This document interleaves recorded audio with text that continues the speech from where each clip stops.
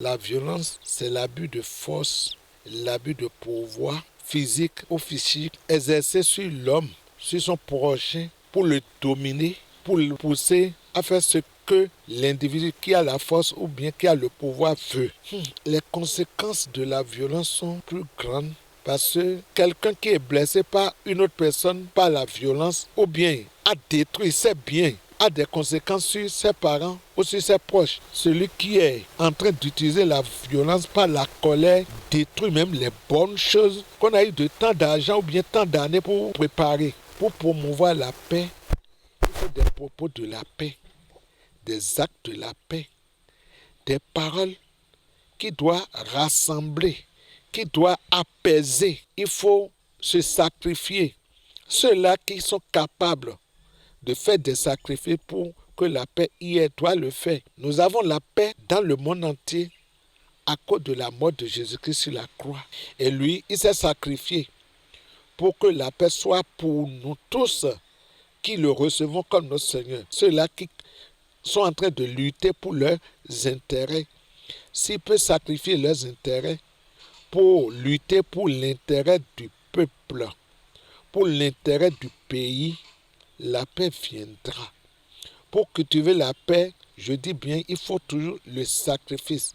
Laisser son égoïsme, se connaître, ne pas vouloir se venger. Parce que si nous voulons que la paix y ait, il faut que nous laissons tout, nous abandonnons tout.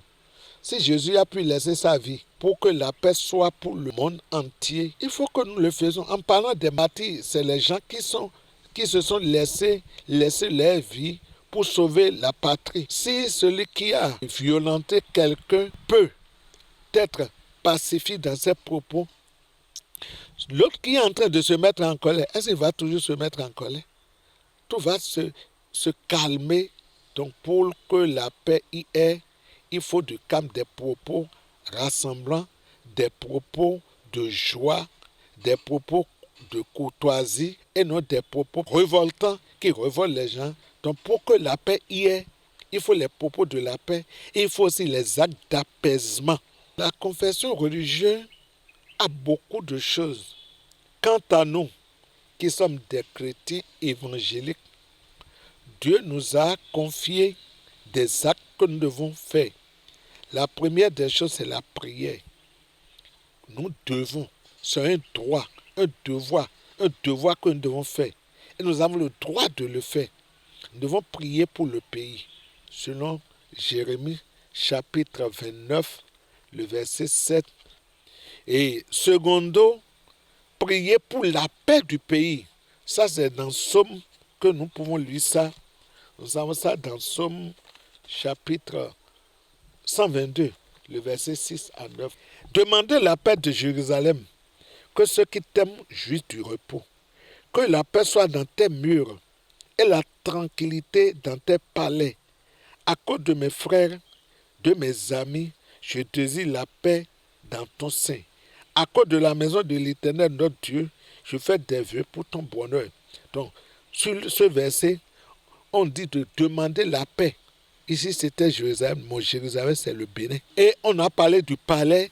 Ça pour qu'on doit aussi prier pour le palais aussi, pour que la paix y ait. Dans Timothée, 1 Timothée chapitre 2, à partir du premier verset, on nous dit de prier en tout lieu. En tout lieu que nous sommes, nous devons prier ici, pas seulement pour les présidents, mais pour tous ceux qui l'entourent.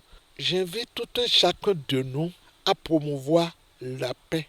Parce que la charité bien ordonnée commence par soi-même. Si tout un chacun de nous peut être prêt à promouvoir la paix, je sais que la paix va régner dans notre pays. Par les propos de paix, les actes de la paix, ne pas dire quelque chose et faire le contraire, et que tout un chacun de nous s'unisse pour que la paix y ait dans nos murs et autour de nous.